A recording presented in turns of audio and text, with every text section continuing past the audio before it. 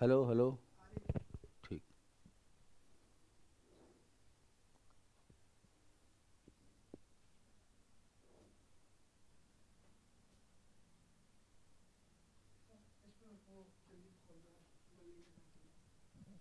Link भेज दूँ? लो भेज दो, लाइव ऑनलाइन क्लासेस।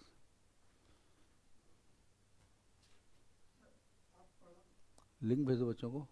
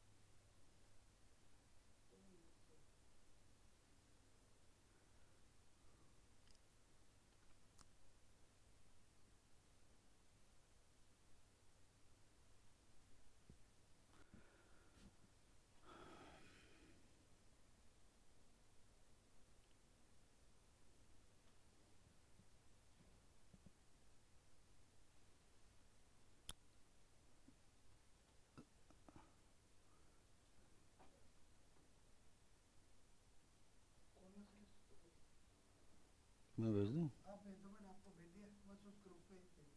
ठीक है। ये लिंक कॉपी करके पूरा ही भेज देता हूँ।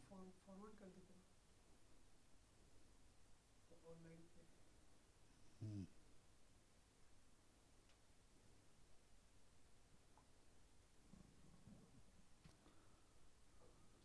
हम्म, हाँ silent. So in our previous lecture we discussed Portugal, Spain, France and Germany. See, if you have any doubt, ask it, and keep on drawing the diagrams. Keep on jotting down the points. Now today we will start with Italy. Open up your atlas, open up the political map and physical map of Italy, open up the map of Europe. You will see Italy is bordered by France in the west, Switzerland and Austria in the north, and Slovenia in the east. The bordering countries of Italy are France, Switzerland, Austria, and Slovenia. On the eastern side of Italy, there is a sea known as, this sea is known as Adriatic Sea. Adriatic Sea.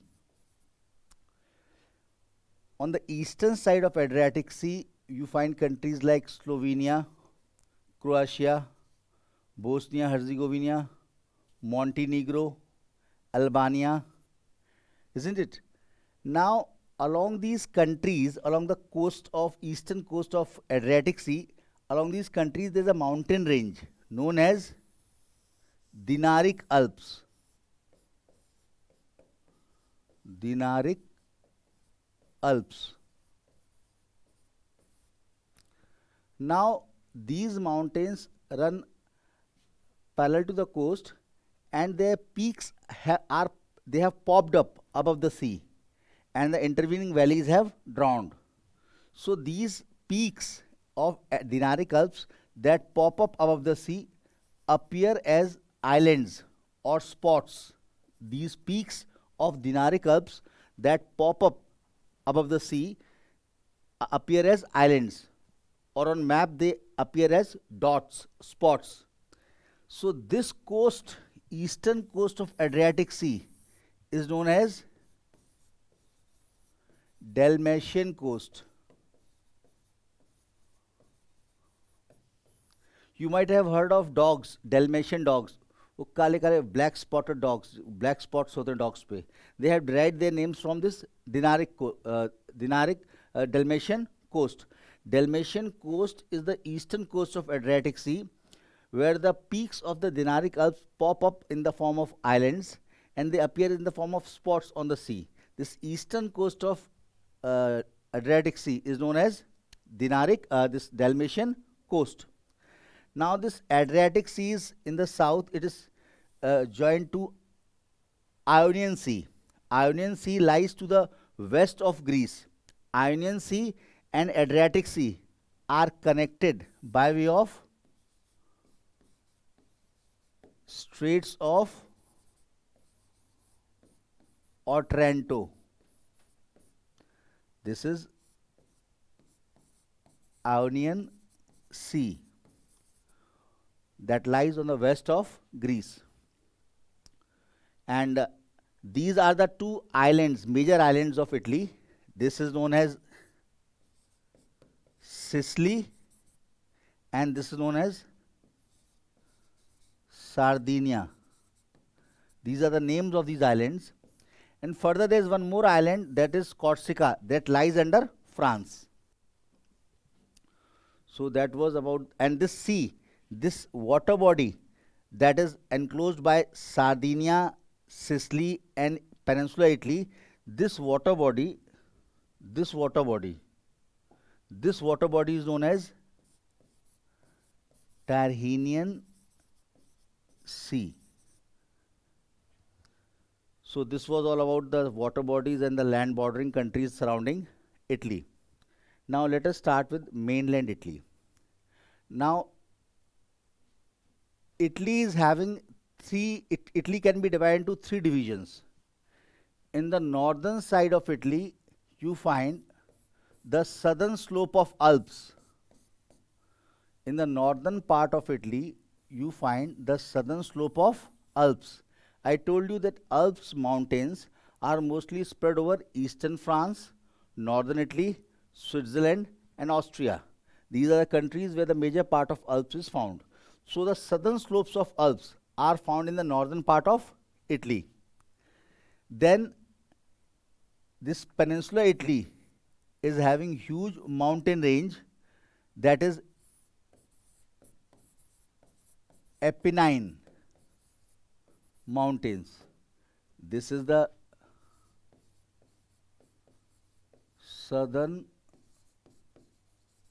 slope of Alps, and in Peninsula Italy it is mountainous, only coastal areas are low lying, and these Apennine range continues northward and gets connected to southern slope of Alps.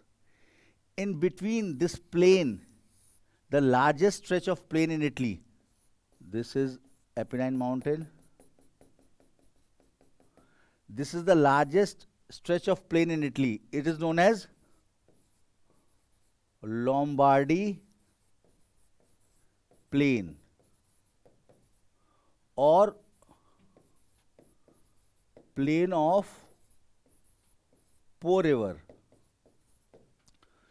So broadly there are three divisions of Italy.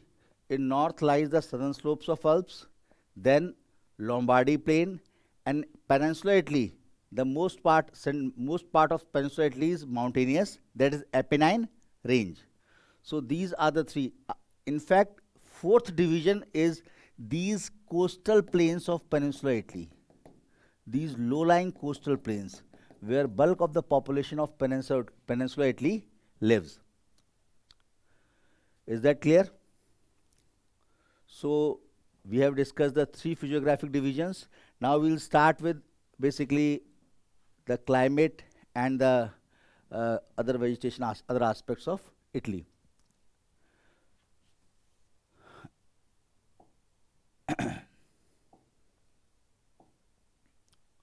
Now, what we see in Italy, the northern part is hilly, Peninsula Italy is hilly. The only plains are Lombardy plain, largest stretch, and the coastal areas of Peninsula Italy. They are plain. Now, these low-lying areas on the Peninsula Italy, these have Mediterranean climate. Whereas this Apennine range, this is dry and infertile. This Apennine range continues northward and merges with the southern slopes of Alps. As a result of this, the Lombardy plain is cut off from the Mediterranean climate because of Apennine range. The Apennine range that extends northward, it merges with southern slope of Alps. This Apennine range cut off the Lombardy plain from the Mediterranean influence. As a result, what happens? This Lombardy plain has very cold winters with rainfall in summers, whereas in coastal areas of peninsular Italy, because of Mediterranean climate, these regions receive rainfall during winters and summers are dry, whereas Lombardy plain, which is cut off from the Mediterranean climate because of Apennine range, it has very cold winters, cold dry winters, and warm wet summers. Now, in northern plains, the southern slopes of Alps are descending. From here, cold Bora winds descends along the southern slopes of Alps and blows over Lombardy plain. Cold Bora winds. These are local winds. They descend the southern slope of Alps and blow through Lombardy plain during winters, which makes the winters very harsh, cold, and dry because these winds are descending down the Alps. And the southern part of Italy is affected by hot and dusty Sirocco winds coming from Sahara Desert. This Sahara Desert to the south of Mediterranean Sea, from there this warm and dusty winds known as Sirocco. Sirocco winds coming from Sahara Desert blowing over Mediterranean Sea, these warm and dusty winds affect the southern part of Italy during summers. At times, these winds pick up these moisture from the Mediterranean Sea and carrying red sand, they cause red rain known as blood rain in the southern part of Italy. The same Sirocco hot dusty winds, when they pick up moisture from Mediterranean Sea and they cause rainfall in the southern part of Italy, the same rainfall is known as blood rain because of red sand particles that they blow from Mediterranean Sea, get attached to the moisture derived from Mediterranean Sea, and they cause rainfall. Now, if you see the southern slope of Alps, Alp is like this. Northern slope is in Switzerland and Austria, southern slope is in Italy. These southern slopes are sun-facing slope because they are southern. So these southern sun-facing slopes of Alps are warmer because they are sun-facing than otherwise they would have been. Because of sun-facing southern slopes, they are warmer. And here what we see from the Alps, numerous rivers descending, valleys descending down the Alps, they have been blocked in their southern part. They have been blocked in their southern part. These river valleys descending the southern side of Alps, they have been blocked. And beautiful lakes have come into existence. These are known as Italian lakes. Italian lakes.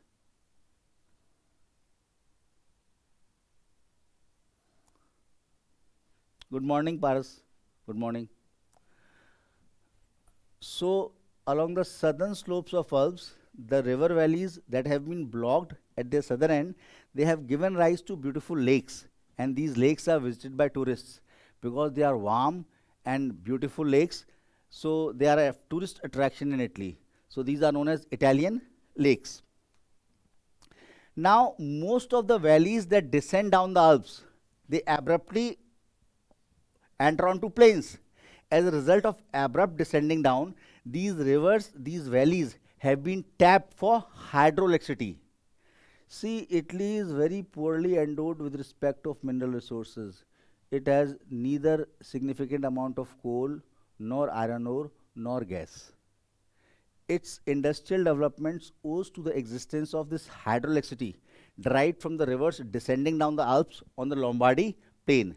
This hydroelectricity has been distributed all over the northern plain, which has led to the evolution of various industrial cities like Turin, Milan, Venice, Genoa.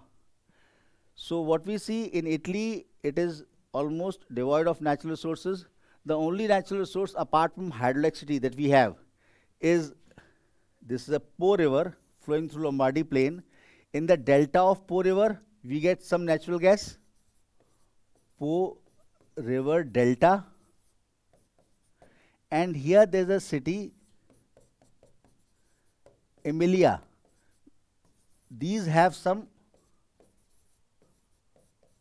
natural gas deposits. So the only two resources, natural resources, energy resources that Italy possesses is hydroelectricity from the rivers descending down the Alps and the natural gas obtained from the Po river delta and Emilia. Emilia is a place, city over here. So as a result of this, these two resources have made possible the evolution of industries in Lombardy plain. In fact, Lombardy plain that lies in northern part, you can see this is Lombardy plain. It is the most important plain. It is here that half of the population of Italy resides. It is here that the almost 75% of industrial development of Italy is concentrated. It is the most important part of Italy, most crucial part of Italy. Now let us see further. Here the sacred river of Po river is flowing. Po is known as Ganges of Italy. In Lombardy plain, the important crops are maize and rice. The maize and rice is grown in the valley of Po river. Summers are warm and wet in Lombardy plain. So basically rice cultivation is done along with maize. Half of the population of Italy resides in Lombardy plain. Now, it is very interesting to know that it is the only European country which produces significant amount of rice. Rice is a crop that is mostly grown in South and Southeast Asia. It is a staple food crop of South and Southeast Asia, and rice is grown in flooded fields, so mechanization is difficult. Japan is the only country that has developed mechanization even in the flooded fields.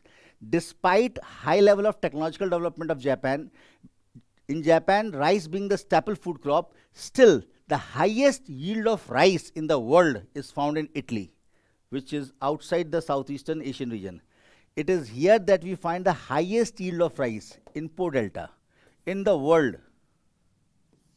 Here you have highest yield of rice in world. 95% of rice production of the world is accounted by India, Bangladesh, Myanmar, Thailand, Laos, Vietnam, Cambodia, and China. Eastern and Southeastern Asia account for 95% of rice production.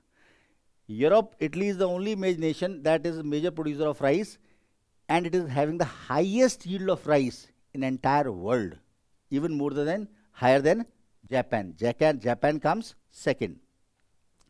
Now, if you see, these northern plains are colder. Northern Lombardy plains are very cold because of cold Bora winds. But still, here you find number of mulberry trees. Number of mulberry trees. Lombardy plain is dotted with mulberry trees. And here lies the largest textile center of Japan, Milan. Milan happens to be the second largest city of Italy after Rome. It is the largest textile manufacturing center, especially silk manufacturing. And silk manufacturing, just like Lyons of France, Milan of Italy. Milan is known as Manchester of Italy.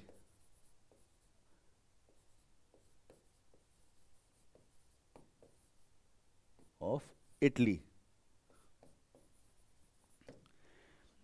Now the industries have further extended beyond silk industry to artificial silk or synthetic silk, that is rayon, woolen textile, because the production base has expanded. So Milan is now no more confined to silk manufacturing. It also manufactures cotton, synthetic silk, and woolen textile. In the western part of Lombardy plain lies the automobile city, Turin. Turin is the largest automobile making center facility of Italy, and Turin is connected to France by way of Mont Cenis tunnel. Mont Cenis tunnel that has been dug across Alps. Turin is connected to France by way of this tunnel. Turin happens to be the largest automobile manufacturing center of Italy, in fact one of the largest in the world. Fiat, Swift Desire, SX4, सब में Fiat का engine लगता है. All these vehicles have Fiat engine, and this Fiat engine is manufactured at Turin. It is the hub of automobile manufacture. Therefore, it is known as Detroit of Italy. Since for automobile, steel is a basic input, so Turin is a major producer of automobile as well as steel. Now, the most important port city of Italy, that is Genoa. Genoa is the most important port of Italy, largest shipbuilding center. It is the largest major port of Italy, major port, and it is the largest shipbuilding center. Now, both for automobile and shipbuilding or automobile manufacture, steel is required. So here also again, because of shipbuilding, steel production is also an important activity. Genoa is a major port of Italy, major shipbuilding center, and also an important steel production center of Italy. Now what we see, the entire industrial growth in the eastern part, north of Po River Delta, we have Venice, Merchant of Venice, you might have heard. Venice is a port, but this is a city which is located on islands, and there you have waterways instead of roads. So it is more famous for its art and culture rather than port.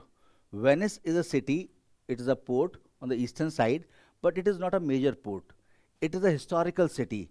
It is a city located on islands with canals instead of streets. So Venice is famous for handicraft and other artworks, not for any particular manufacturing activity. Tourism is most important. So what we see, these four are the major industrial center. 50% of population, bulk of food production, rice and maize, and basically most of industrial activity is confined to Lombardy plain. This is because of availability of hydroelectricity and natural gas. Now, when we come on to Peninsular Italy, what we see, Peninsular Italy has been lagging behind in terms of industrial development. This Peninsular Italy is mountainous. This Apennine range. Here you have Apennine range. These are dry and infertile. Least inhabited part. Pastures are found just for sufficient for sheep rearing. Otherwise, population is mostly confined to coastal areas. And these coastal areas are having Mediterranean climate. And you must remember, Mediterranean climate is that climate where winters are wet and summers are dry, and these climates are suitable for citrus fruits, oranges, lemons, grapes, olive trees. So these coastal and Mediterranean climate, wheat happens to be the staple food crop because wheat requires cold and dry winters. So in Mediterranean region, winters are cold and wheat requires cold climate and slight rainfall. Mediterranean region is having dry summers and warm and wet winters.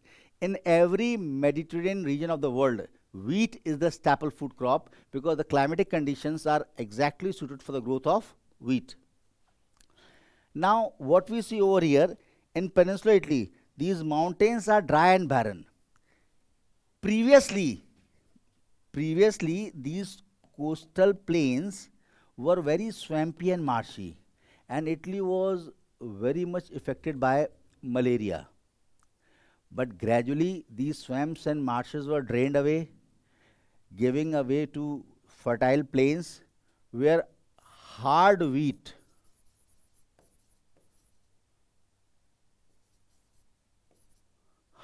is grown, from which macaroni is made. Macaroni is a dish of Italy. Hard wheat is grown along the coastal lowlands. Now they are dry. The swamps and marshes have been drained away. And since the coastal areas are having a Mediterranean climate, so this is suitable for olive trees. So olive oil happens to be the most important cooking medium in Italy. Olive trees are found in abundance in coastal areas, and apart from olive trees, olive oil, citrus fruits, oranges, lemons, and grapes. As a result, the coastal Italy, this produces very famous wine that is known as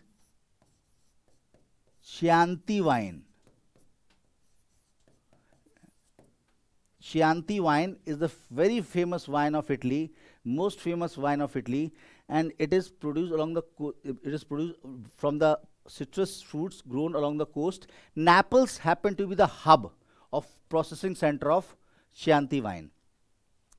Now, let us discuss the cities and industries of Italy. Overall, I discussed these are the four major industrial cities, and Italy is poor in terms of natural resources. It has tapped its human resource development. This high level of literacy has enabled basically development of new technology, and new technological base has enabled the expansion of resource base. That is why Italy is one among the G8 nations or G7 nations. Now, here you find a country, San Marino, that is totally enclosed in Italy. San Marino.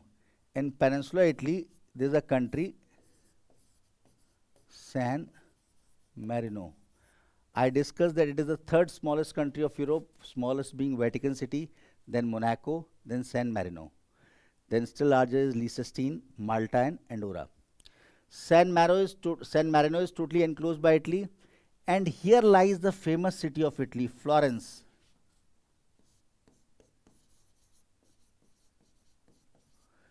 It is an ancient seat of art and learning. Florence. It is an ancient seat of art and learning. Now, after Po River in Lombardy Plain, the second most important river is Tiber.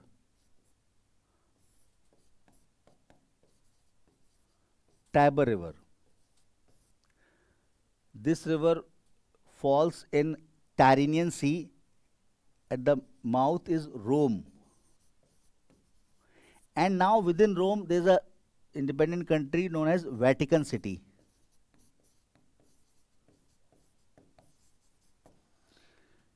If you talk about Peninsula Italy, the most important port, the most important manufacturing center is Naples.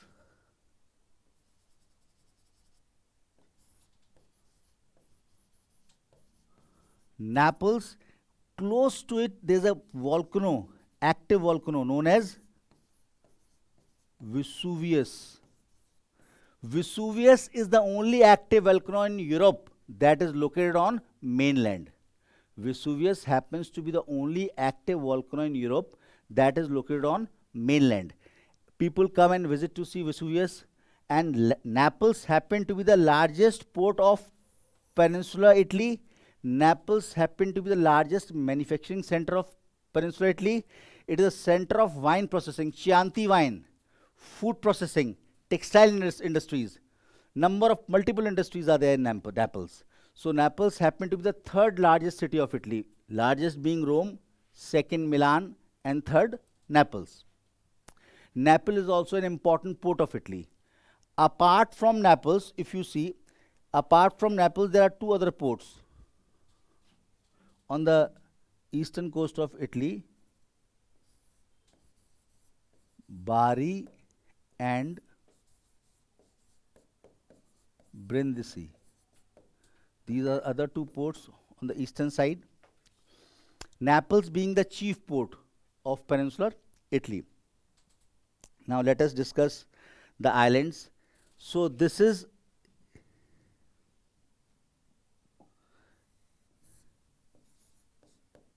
Sicily Island. This is separated from mainland by a narrow strait known as Strait of Messina. Messina is a small town located over here. This Sicily Island is very famous for lemons, especially lemons, and silk. Here you have very active volcano known as Mount Etna. Mount Etna happens to be an active volcano, and sulfur obtained from this volcanic eruption is the most noteworthy product of this island. Now, the largest city of Sicily is Palermo, and second is Catania, both of which are devoted for steel production. Palermo and Catania. Now in this map you cannot see Lipari Islands. North of Sicily there is a group of islands known as Lipari group of island. These are known as Lipari Island. Here on these islands we have two very active volcanoes. One is Stromboli, known as lighthouse of Mediterranean Sea, because it keeps on erupting at regular interval. And second volcano is on another Lipari island, that is Vulcanian volcano. Stromboli volcano, both are active. These are active why? Because the African plate is subducting below Eurasian plate. That has made these volcanoes active. Now there are few other islands, like it is not mentioned over here, Elba.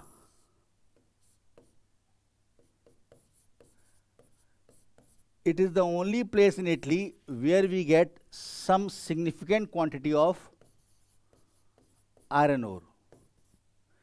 Elba Island is the only place in Italy where we get some significant quantity of iron ore. Otherwise, on the whole, Italy is not having significant resources, but human resource development is developed. You might be very much familiar with pizza. Pizza is a dish that was originally made in Naples. Pizza. So number of dishes that we consume, but we exactly don't know from where they belong. So Italy had a very good future. There was an empire of Rome at one point of time, Roman Empire, that was spread on a large part of Europe. But now Italy is still among the developed countries. But now its growth is because of human resource development. So this was all about Italy.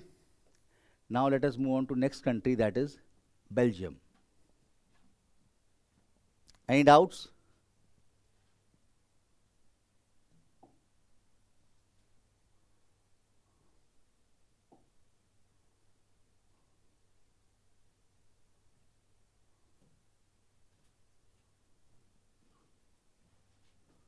जाओ भाई, तुम्हारा काम हो गया अब। हाँ हाँ।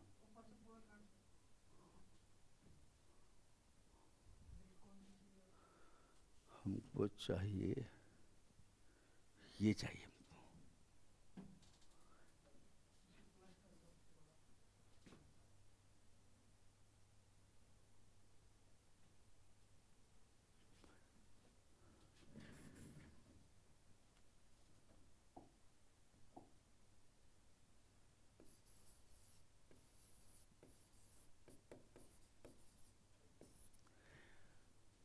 Belgium, Netherlands, Luxembourg, they are together known as Benelux. The three countries all together, they are known as Benelux: Belgium, Netherlands, and Luxembourg. Now, Belgium is the most urbanized country of Europe. Urbanization rate is 98, 99%. Rural areas are totally absent. It is the country having densest network of canals in the world for transport navigation, not for irrigation. In Belgium, every city is a port city. Almost every city in central and western part, central and northern part is a port city, because all the cities are connected by way of canals. So the uniqueness of Belgium is that it is highly industrialized, highly urbanized, and the most important aspect of Belgium that is not to be found in any other country, there is no issue of nationality. We discussed in Spain that people are fighting for their separate nationhood.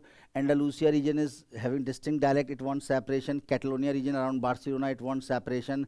And this northern part of Spain, the Basques are there, they want separation. Therefore, the capital of Spain is located in middle. That is Madrid, in hot and arid area of Meseta. Why? To hold these regions together. But in Belgium, there is no issue. Its capital, Brussels, is the world's most cosmopolitan city. दुनिया की her and से लोग आके रहते हैं. Nobody is bothered you what is your religion, what is your race, what is your culture. People are least bothered because they have no issue of nationality. है नहीं, there is no issue of nationality. Therefore, most of the international organization like headquarter of European Union, headquarter of NATO is located in Belgium.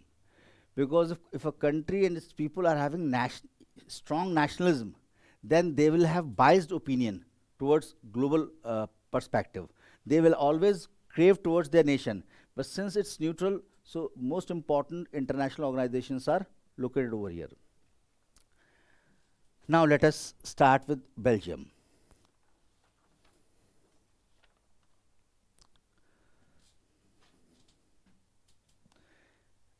Belgium is divided into three regions.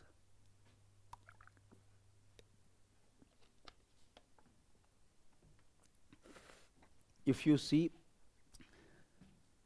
there's a river.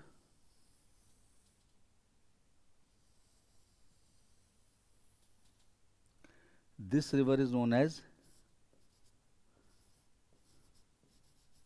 Sambre River. This is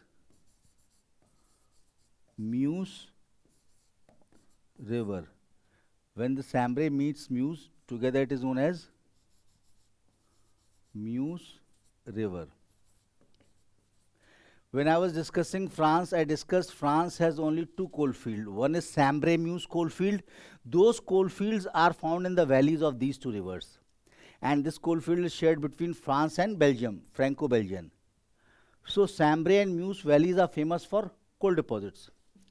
Now this southern part, it is divided into three regions. This southern part of Belgium is known as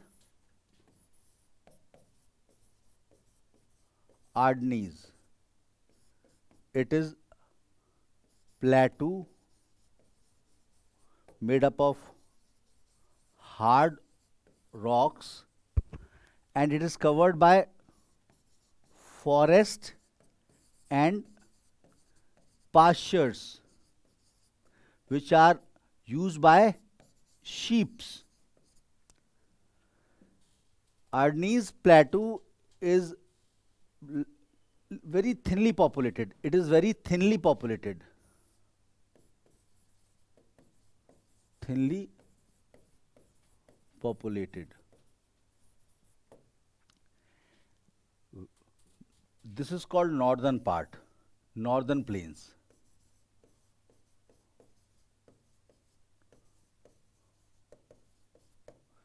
These northern plains are devoted to agriculture.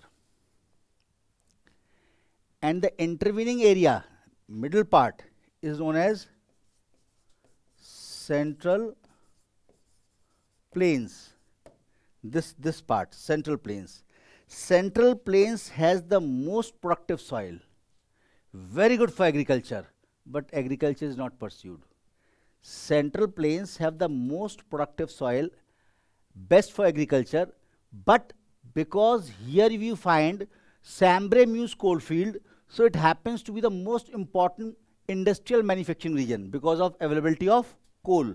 I told you previously the industrial growth was correlated with the availability of coal. France is having iron ore deposits at Lorraine, potash deposits at Alès, but it is not having sufficient coal deposits. So France, industrial development in France lagged behind. Germany was having huge coal deposits at Saar, Saxony, and Ruhr. So Germany, prior to the rise of China, Germany and USA were the world's largest exporter of industrial goods, exporter in terms of manufactured goods. So here Belgium is also having coalfields, Sambre-Meuse coalfield. So the central plain, although they are most agriculturally productive, but because of these coal fields, it happens to be the most important industrial region of Belgium. And I told you Belgium is the most urbanized nation, 98 to 99% population is urban. So agricultural activities are not at all important. Here most of the workforce is engaged in service sector or industrial sector. Agriculture and its goods are also industrially manufactured goods. Agriculture is not at all important over here. It is having very dense mesh of canals. You can reach to every part of Belgium by way of canals. I'll discuss just now. Now, let me discuss a very important aspect of Belgium. In Belgium, there's no issue of nationality. People never perceive themselves as Belgium. Northern part of Belgium, this northern part means this entire part. Northern part means this entire part. Here, people speak Flemish language. If you see the map of Belgium, you will find here it is bordering with Netherlands, and in the southern part it is bordering with France. In the northern part means northern plains and central plains. It is inhabited by people speaking Flemish language. It is a language similar to related to Dutch, and this region as such is known as Flanders. This region is known as this northern region, northern plains and central plains. Here this region accounts for 70% of the total population of Belgium. These people living in the northern part perceive themselves as Flemish instead of Belgian. They speak Flemish language related to Dutch, and this region is Flanders. In the eastern part, Ardennes, this here you have French speaking people. French speaking people. Those are known as Walloons. These people are known as Walloons. And this region in the eastern side, that is Ardennes Plateau, is known as Wallonia. So here in Belgium, people perceive themselves either as Flemish or as Walloons. They say either I am Flemish or they say either I am Walloon. They don't perceive themselves as Belgium. So there is no issue, strong issue of nationality, No hue and cry about national issues. Security has been leased out to USA. Entire Belgium and Netherlands, most of the government revenues is spent on social welfare. In Netherlands and Belgium, the prisons are being destroyed. Nobody commits crime. Government offers job. हम लोगों की तरह nobody prepares for you government jobs. Government offer employment. If you are unemployed, it gives you dole, money, unemployment bhatta, unemployment benefit. So here people either perceive 70% of the population perceive themselves as Flemish, and remaining 30% population perceive themselves as Walloons. There is no issue of nationality. Now, let us see the important cities. See the most, this is Belgium, neighboring is Netherlands. This is Netherlands.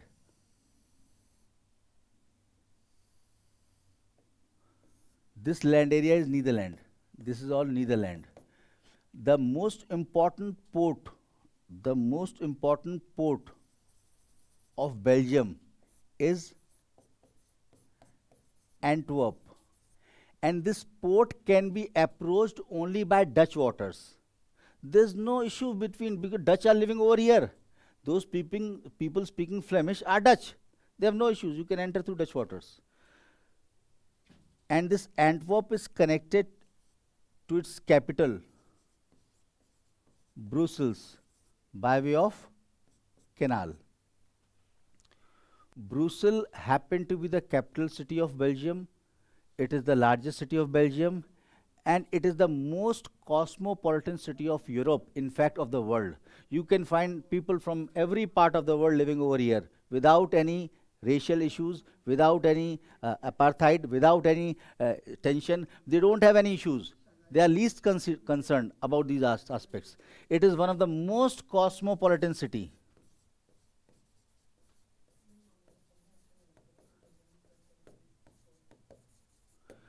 Brussels is having the headquarters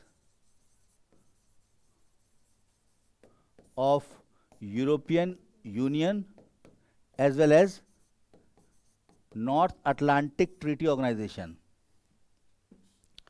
And Brussels is connected to its largest port, Antwerp, by way of canals. Now, next is Antwerp. Antwerp, this is the largest port. This happened to be the second largest city. At one point of time, it was the world's major center of diamond cutting. Antwerp, there were 3 centers of diamond cutting in the world. Antwerp,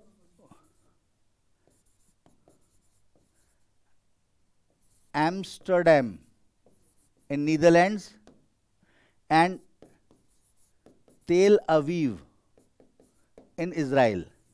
Now, all 3 have lost their eminence as a diamond cutting center, and 70% of the diamond cutting of the world is concentrated in Surat city of Gujarat. Now the Surat city of Gujarat has taken lead over all these cities in diamond cutting and polishing. Although Amsterdam is still an important center for diamond trade, but not for diamond cutting. Antwerp is no more important for diamond cutting. Here new industries have taken over. Like Antwerp is known for largest port as well as shipbuilding and oil refining.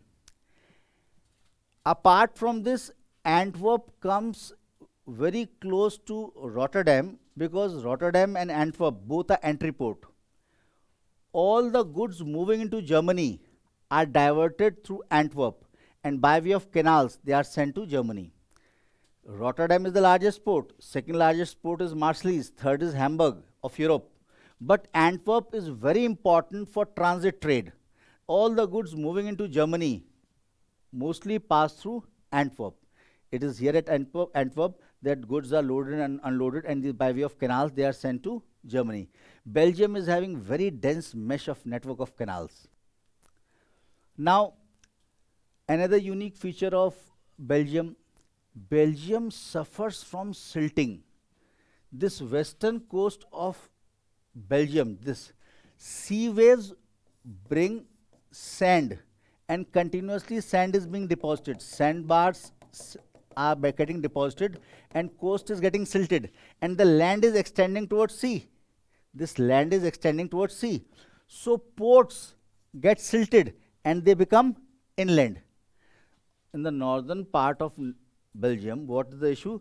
Sea waves bring sand, and this sand is being deposited, and because of deposition of sand, this land is extending, and the ports get silted and they become inland. If you see the map of Belgium, you will find Ghent, that is far inland. Ghent.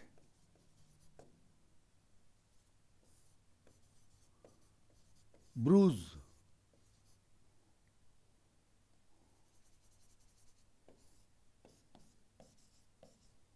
YPRES. EPRA. These all used to be port at one point of time. Now because of deposition of sand by sea waves, they are far inland. Although they are far inland, but all of them are connected to coast by way of canals, and they are also connected to each other by way of canals. They are inland. Why? Because of deposition of sand by sea waves, the coast has extended towards sea. The major port along the coast as of now is Ostend, and this port is also facing the same issue of silting. Desilting is continuously being done, and but still, despite this fact, silting, the sea waves bring so much amount of sand. Gradually, this Ostend will also become inland. Now, there are some more important cities. Now I told you this is Cambrai, this is Meuse. There's a very important manufacturing center on this Meuse river, that is Liege. दुनिया में पहली बार, for the first time in the world, women pistol was made over here. Liege is worldwide known for pistols. वहाँ जाओ, you can find every type of pistol. इतनी छोटी pistol, this much big, every type of pistols. It is known for pistol armaments and steel manufacturing. Liege is leading center for pistol manufacturing. Armaments, especially pistol, woman pistol, small pistol, large pistol, whatever type of pistol you want. Liege. The quality of steel is very good. It is a major center of armament manufacture. Instead of armament, armament and steel production. Obviously, where armaments will be produced, steel will be the basic input. Now, further here you have a city known as Mons. Mons is basically known for textiles and brewery. Textiles and brewery. Now, the most important textile region, if you see, this is Antwerp, this is Brussels, and this is Ghent. These Brussels, Ghent, all are connected to Antwerp by way of canals. There is a valley known as Lys Valley. This is known as LYS, Lys Valley. And this river passes through Ghent. This Lys Valley is the most important textile manufacturing region of Belgium, especially linen textile. Especially linen textile at Ghent. So this was all about Belgium. Now we'll move on to next topic. See, I have all these maps. What all content I am discussing, I have gotten written. Those who have taken admission, I will provide all these maps, and every bit of word what I am discussing, I have got in writing. So so those who have taken admission, I will provide you all these maps and notes within a day or two. So don't bother if you are unable to take down, if you are unable to draw, but try to draw it.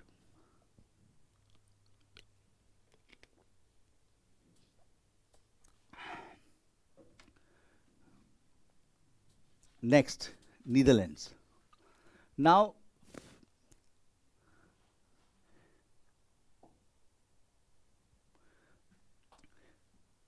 if you see, Netherlands lies between Belgium and Germany. Open up your map. Open up the map. Open up the map and see Belgium.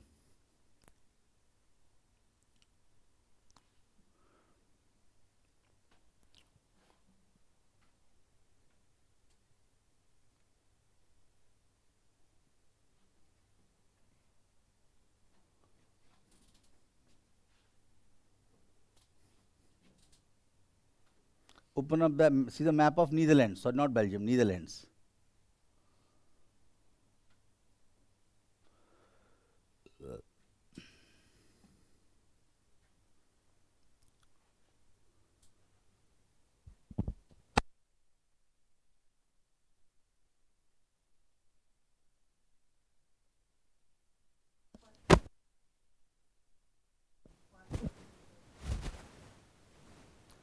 Now, this is Belgium.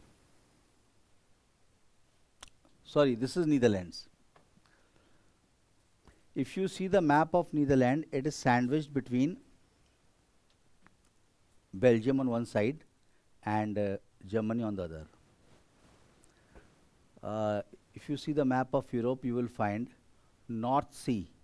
North Sea is surrounded by Great Britain in the west, Netherlands in the east, and then Germany, Denmark, Norway in the north.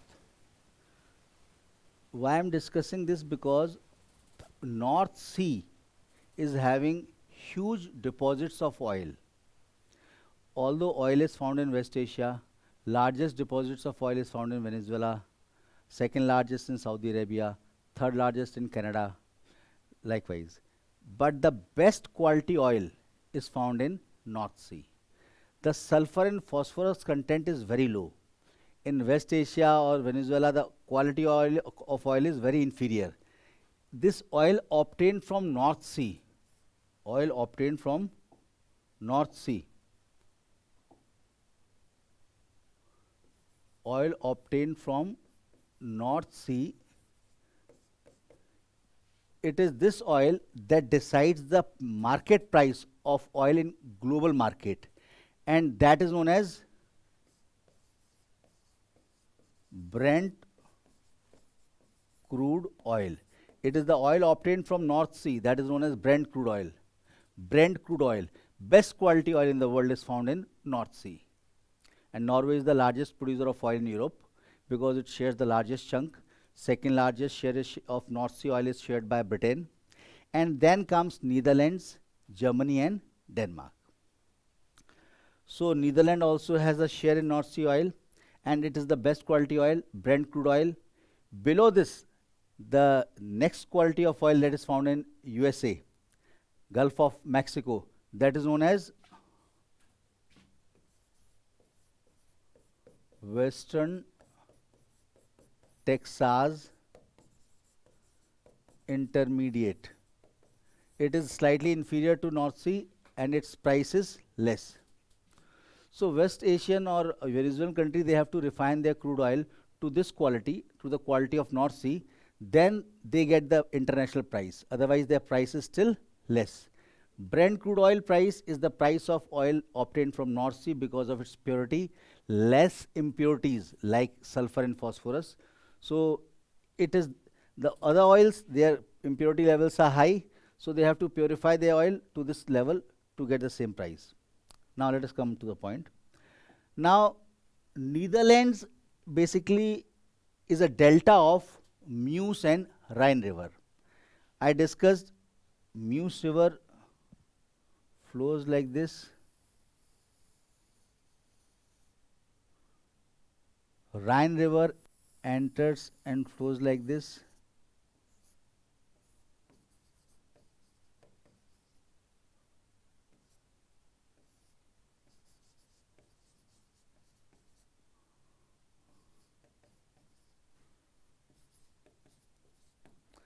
Netherlands is a delta of Rhine and Meuse River. The sediment deposited by these two rivers has led to the led to the expansion of Netherlands. It has come into existence. This Netherlands is a very low-lying country without any topographical barrier. It is a low-lying country, and basically half of the area of this country is below sea level. Therefore, wind blows very fast, and therefore it emerged as a foremost nation in wind energy. Here, entire Netherlands is low-lying, and 50% of the area of Netherlands is below sea level. So, what happens? The wind velocity continues. Usually, what happens on land, because of topographic barriers, wind velocity slows down. So, wind energy cannot be harnessed. It's only along the coast. But Netherlands emerged, or Holland emerged as a major wind energy producer because of this reason, because it's a low-lying country, 50% being below sea level. So wind velocity is very high. Today also, although China has become the largest producer of wind energy, followed by USA, Spain, USA, then Germany, then India. But in terms of percentage of wind energy in total electricity production, Netherlands is first. Almost 95% of total electricity production of Netherlands comes from wind energy. Total wind energy production, highest is China, then USA, then Germany, then India. But in terms of percentage of total electricity production, Netherlands is first. So initially, just like opposite of Belgium, Belgium is facing what? Sand is being deposited and land is extending. Here opposite is happening. Here these people constructed dikes. Dikes are in the form of wall. They carved out wall, and they pumped out the seawater. They pumped out the seawater and reclaimed the sea in the form of land. In Netherlands, they have created dikes, means wall-like structure, and they have pumped out the water from inside and reclaimed the sea in the form of land. Such land which is reclaimed from sea by pumping out water, such land is known as polder. Polder, polders. These polders are very common in Netherlands and Germany. So, if you see in the western part, this entire is polder. This has been reclaimed from sea. This entire region of Netherlands has been reclaimed from sea.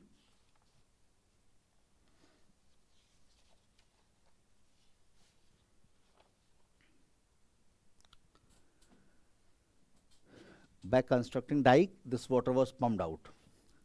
This is Lake Yassel,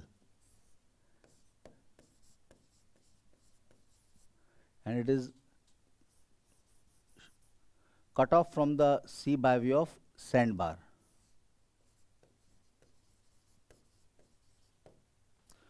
So this entire region lying to the west, where the majority of population lives, which is most densely populated, maximum urbanization, maximum industrialization, maximum productivity, it is here in polders. This region is known as Randstad, we'll discuss. So Netherlands has the opposite issue. It has to reclaim the land from sea by pumping out water. Belgium is facing opposite problem. Sea waves are depositing sand and its land is extending. So the ports are getting silted. Now in Netherlands, traditionally people perceived about Netherlands as an agricultural nation.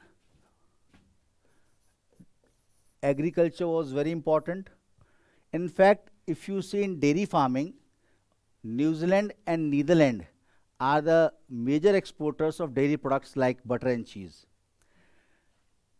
Although dairy farming and tulip farming is still important, but now the industrial activities have far overtaken agriculture. In Netherlands, if you see, more than 40 to 50% of its population is devoted to industrial manufacturing, and rest is devoted to service sector. In agriculture, 5 to 6% population is devoted, but because of high level of mechanization, the yield is very high. For example, of the total agricultural land, of the total agricultural land, 60% of land is devoted to dairy farming. And here milk is transformed into high value products like butter and cheese, and it is exported, which accounts for roughly $6.5 billion every year. It exports butter and cheese worth $6.5 billion every year. So the earnings from agriculture sector are high, and because of high technology, the population involved in agriculture is less. Now, windmills power the Netherlands economy. All machines, all industries, they are run by way of windmills. Electricity generated by way of windmills. No other country of the world has utilized wind power to an extent that Netherlands has. Netherlands has optimal utilization of wind energy. Now, let us come to now this dairy farming. If you see, it is very important in the eastern part of Netherlands and northern part of Netherlands. These two regions are very important for dairy farming. And these are Frisian Islands. These islands are known as Frisian Islands. They are very important for fishing. Frisian Islands, known for fishing activity. Now, let us come on to manufacturing aspect of Netherlands. In Netherlands, there is a region. This region is known as Randstad. This region is known as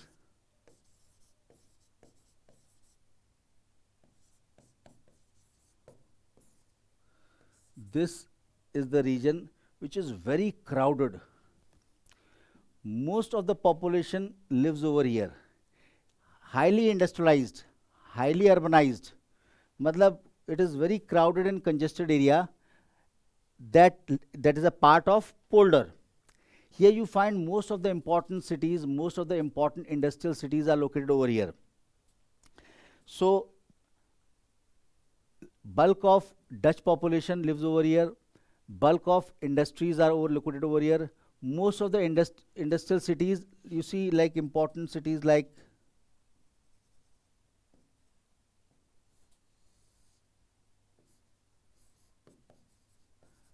Amsterdam, capital of Netherlands.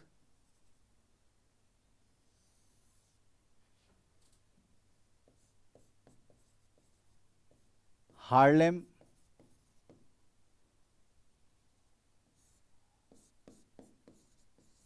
Hague,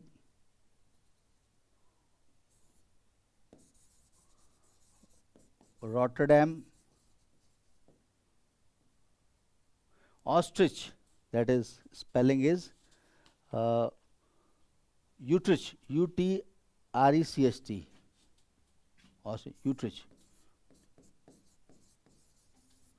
All these cities, major cities, are located in Randstad. So Randstad here, industrial activity, urbanization is very high. At the same time, in the outskirts of Amsterdam, Haarlem, Hague, tulip farming is very important in this region. Tulip farming, for which Netherlands is known worldwide. Tulip farming is very important in this region. That is coastal regions of Randstad, or you can say coastal regions of this polders. Now let us discuss about individual cities. That is, first is Amsterdam. This happens to be the capital and this happens to be the largest city. Here diamond trade is still very important, not cutting and polishing, diamond trade. and it is a very important tourist destination. Here it is a center of museums and canals. Second most dense network of canal is found in Netherlands. Basically, in Belgium, waterways are more important than roadways and railways. In Netherlands, waterways are as important as roadways and railways. Here in Amsterdam, it is known for museum and canal, and this Amsterdam is connected to North Sea by way of canal, known as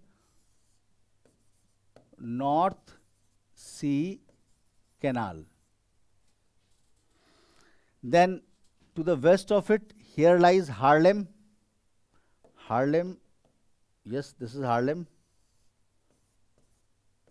known for tulip trade. Tulips grown over here are traded in Haarlem. Hague. This Hague is having basically it houses the Dutch Parliament. It houses the Dutch or Netherlands Parliament, royal residence, and it is here that International Court of Justice is located in Hague. International Court of Justice is located. And then comes Rotterdam, largest port of Europe in terms of tonnage handled, and before Shanghai, it was the largest port of the world in terms of tonnage handled. Now it is second largest, but largest in Europe still. It is the entry port of Europe. All the vessels entering into Europe, they load and unload, just like Singapore is the entry port of Southeast Asia. Rotterdam is the entry port of Europe, and it caters to the transient trade. It caters to the transient trade. Rotterdam is very important in several aspects. It is also a major shipbuilding center of Netherlands. It is the largest port of Netherlands, and it handles the maximum trade in Europe. So Rotterdam lies on the mouth of Rhine River, and Rhine River is the most congested waterway, inland waterway transport of the world. That is because a lot of manufactured goods leave the ports and raw materials enter. So Rotterdam, located at the mouth of Rhine, loads and unloads all those goods. Now, so it is known as world's busiest waterway, Rhine, and this Rotterdam is one of the world's most busiest port. Now, there is a city over here, Groningen. Groningen. Now, since Netherlands have a share in North Sea oil, so Groningen is the chief center that houses the industries associated with extraction of natural gas and oil. Groningen is the chief center of Netherlands that houses the industries that cater to the needs of extraction of natural gas and products from oil. And it is also an important center of butter trade. Natural gas based industries and butter trade. Why butter trade? Because to the west of Groningen it is dairy farming region, to the south of Groningen this is dairy farming region, and high value products are exported by way of Groningen. Now next is, there are two very important ports over here, Flushing and Hook of Holland.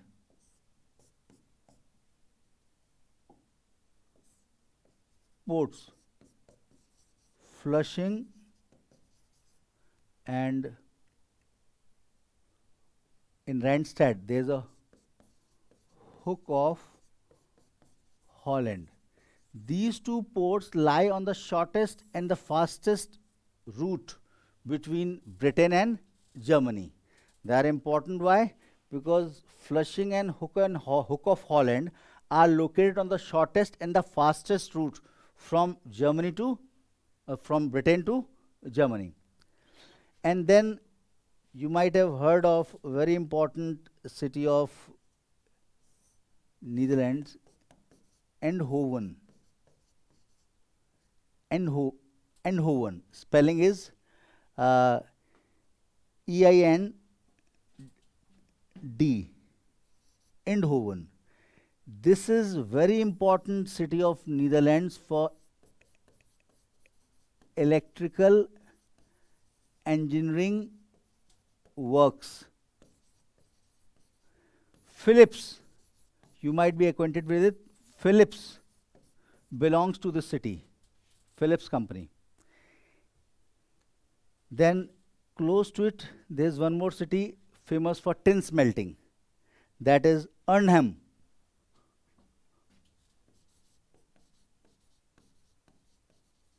Famous for tin smelting. Now, in the extreme south, there's a place known as Maastricht. This Maastricht is famous for Maastricht Treaty, which led to the evolution of European Union. Although industrially it is famous for chemical engineering, chemical works, chemical industries are located over here. So, apart from this, the Netherlands is world known for its best social security system. Entire spending in India, 3% of the budget is spent towards social security. Here, almost entire budget is spent over social security. In fact, crime rates have reduced to an extent that they have destroyed all their prisons because nobody commits crime. Here in Netherlands, basically since the birth of child, his education, his medical expenses, his unemployment benefits, all are given by government. It is having the best social security system in Europe and in fact in the world. It caters to the need of each and every individual. So this is a very unique feature. And in Netherlands, in Belgium, canals are more important than road and railways. In Netherlands, canals are as important as roads and railways. So this was all about Netherlands. Now we'll come on to next topic, that is United Kingdom.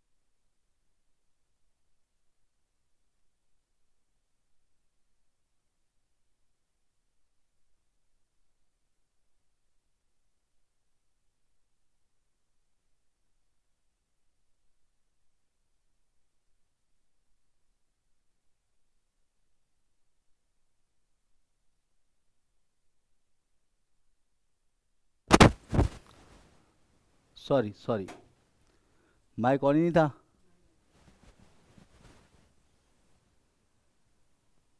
Okay okay, sorry. I just said that in 1600, when the British East India Company came to India, it came with the consent of Queen of England. England की महारानी के फरमान के साथ East India Company I. East India Company came to India with the consent of permission from Queen of England. In 1600, it was this England. In 1603, Scotland and Wales merged with England and they became part of England. Now, this three, Scotland, England, and Wales, these together, this entire is known as Great Britain. After 1603, you will hear in history that East India Company got instructions from the Queen of Britain. It became Britain after 1603. 1603. And later on, this Ireland also became part of England. Now, before 1920, United Kingdom was coterminous with British Isles. British Isles means what? British Isles means this largest island of UK, that is Great Britain. Great Britain plus Ireland plus all the islands, small islands. See, this is Isles of Man. These islands are Hebrides. These are Orkney. These are Shetland. Still they are part of UK. And before 1920, when Britain forcibly captured, just like India, it captured Ireland also. Before 1920, United Kingdom was coterminous with British Isles. That is all the islands of British Isles. Great Britain, Ireland, Isles of Man, Hebrides, Scotland, Shetland. So before 1920, UK was coterminous with British Isles. That is Great Britain, Ireland, and all the islands. After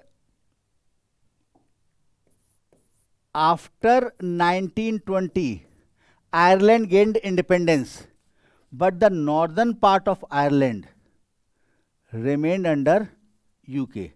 After 1920, United Kingdom became Great Britain plus Northern Ireland plus small islands. And there are numerous small islands.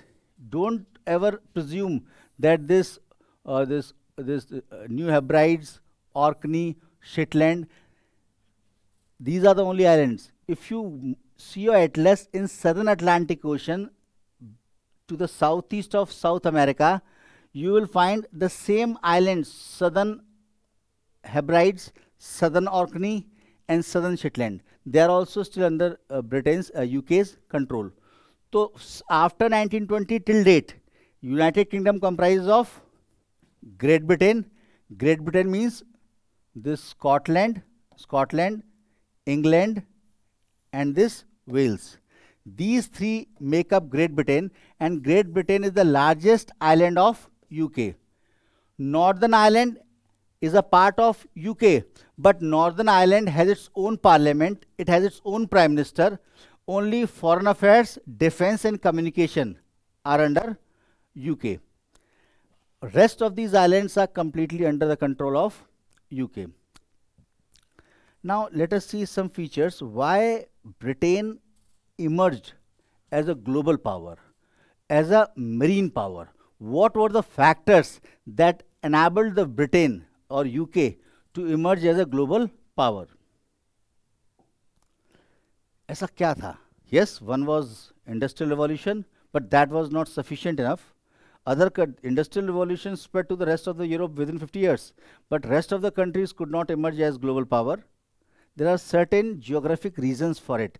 What are the geographic reasons that propelled UK to become a global power? See, if you see this British Isles, it is surrounded by shallow water body, huge continental shelf, huge continental shelf because of glaciation. There is a huge continental shelf with shallow water. Shallow water. This because of continental shelf, and this shallow zone of water, this water bodies surrounding British Isles is known as Dogger Bank. This entire British Isles is surrounded by shallow water body because of extensive continental shelf. Continental shelves are extensive because of glaciation, and this shallow water body is known as Dogger Bank, very famous for fishing. Now, there's a fact that height of the tide, when the tide comes, the height of the tide depends upon the nature of coastline and upon the nature of coast surrounding shelf. When the tides enter into shallow water, you see the entire border of Great Britain is indented. You see Bristol Bay, you see Firth of Forth, Firth of Clyde, Glenmore Trench. It is entirely indented. No part of Great Britain is more than 160 kilometers from the coast. So these land areas, you see, these water bodies are narrowing down, and the surrounding sea is shallow. When tides enter into such water body which is shallow and the land is narrowing down, the height of tide is maintained, and such high tides move deep inside and remove the sediment brought by the river. So these mouths of the river are free from sediment, and these high tides enable the ships to move inward and the ship to move outward. And these indented coastline provide sheltered harbor. Availability of sheltered harbor, high tides enabling the ships to move far inward and enabling them to move out. These high tides removing away the silt brought by the river, these were the factors that enabled UK to emerge as a naval power. And these geographical reasons are the fact that after industrial revolution, it started moving out to different countries because it had such nature of coastline where ships could be harbored, anchored, because of indented coast, harbor was safe, and ships could move inward and move outward because of high tide, and when high tide came, ship moved inward, and the low tide ship moved backward. So this was a factor that enabled Great Britain to emerge as a global power. Now, let us discuss the physiography of Great Britain.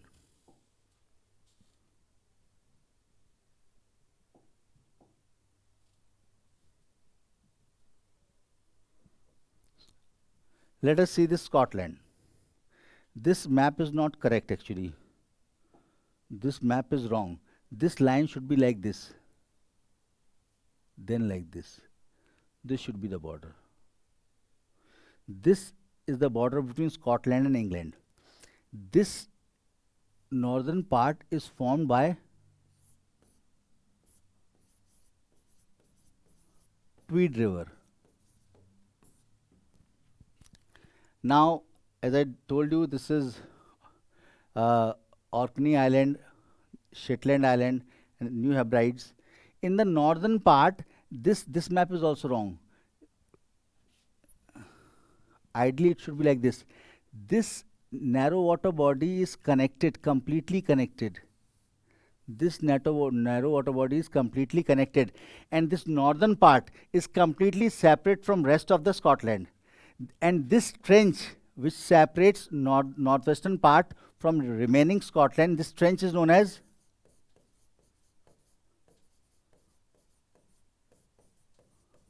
Glenmore Trench.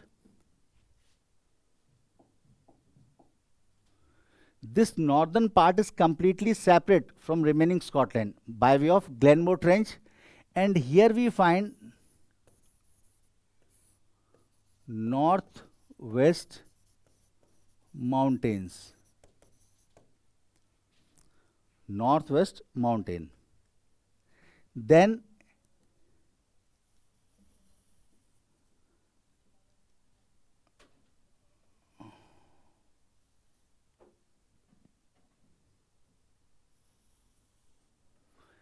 this region, this is the middle north central part. Here you have Grampian mountains.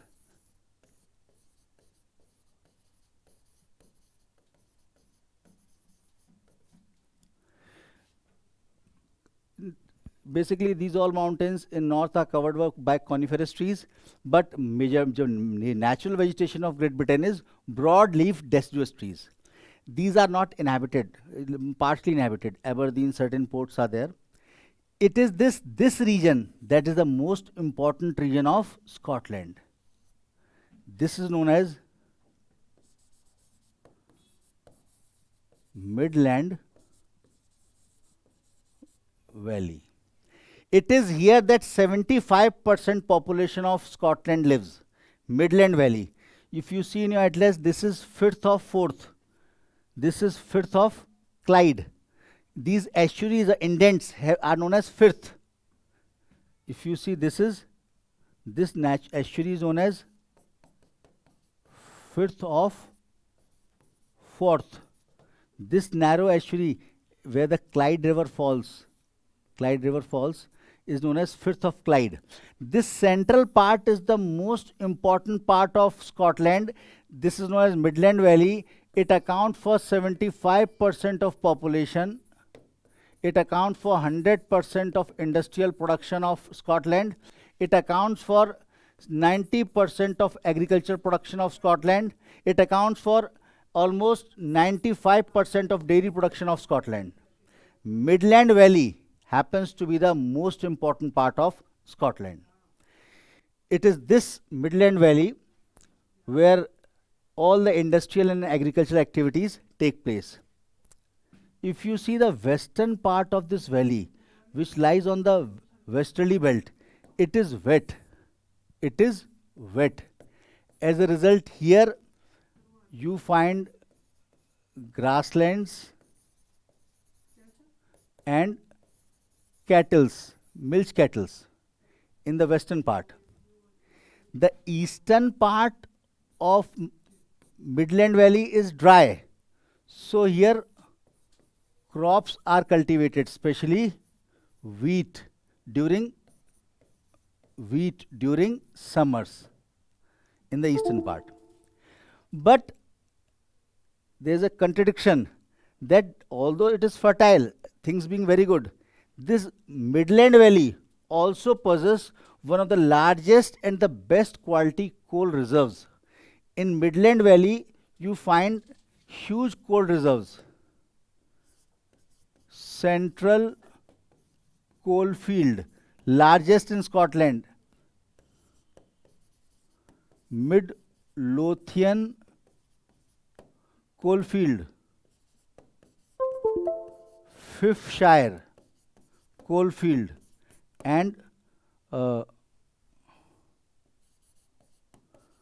Ayrshire Coalfield. 4 very important coalfields are found in Midland Valley. Because of availability of coal, industrial development has gained prominence over agriculture. Industrial development has gained eminence over agriculture. These coal fields have overshadowed the agriculture development. It is because of these coal fields. I told you coal was the basic prerequisite for industrialization in the first part of 20th century and 19th century. Wherever coal was there, industries were there. And basic industries were automobile industry, steel industry, shipbuilding industry. Here, if you see Clyde River, very famous. Clyde River. This entire river side is dotted with shipbuilding industry. It was the world's largest shipbuilding region. Here you find Glasgow.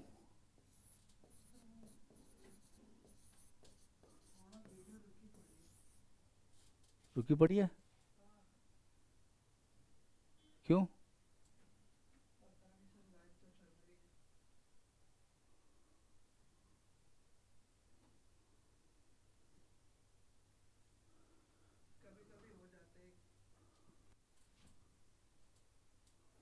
तो बच्चों को video दिख नहीं रही है?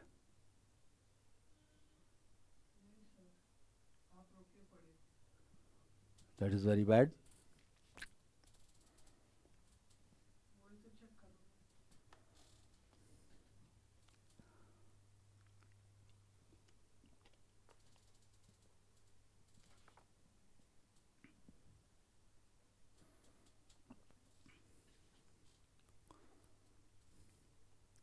Recording तो ये होगी ना?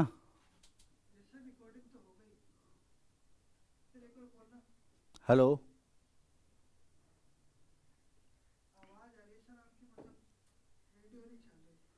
ऐसे कैसे हो जाएगा भाई? वीडियो चलना चाहिए.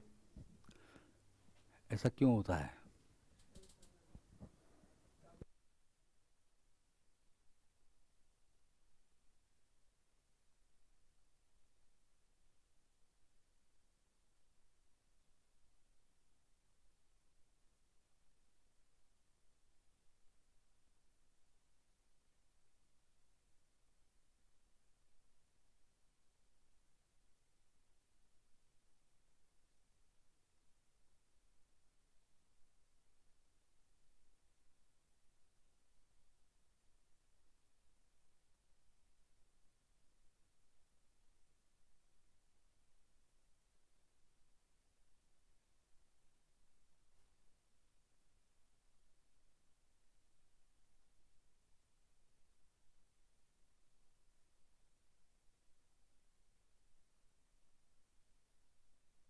नहीं, ये आवाज़ जा रही है?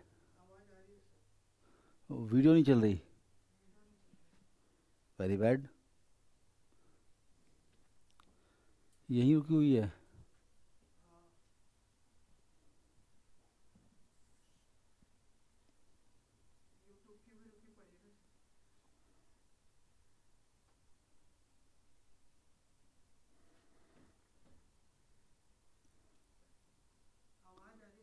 गुड.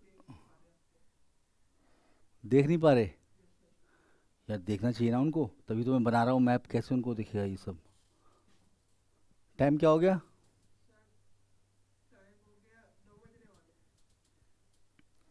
तो यार ये ऐसा हो क्यों जाता है? आवाज़ ये पिक्चर रुक क्यों गई?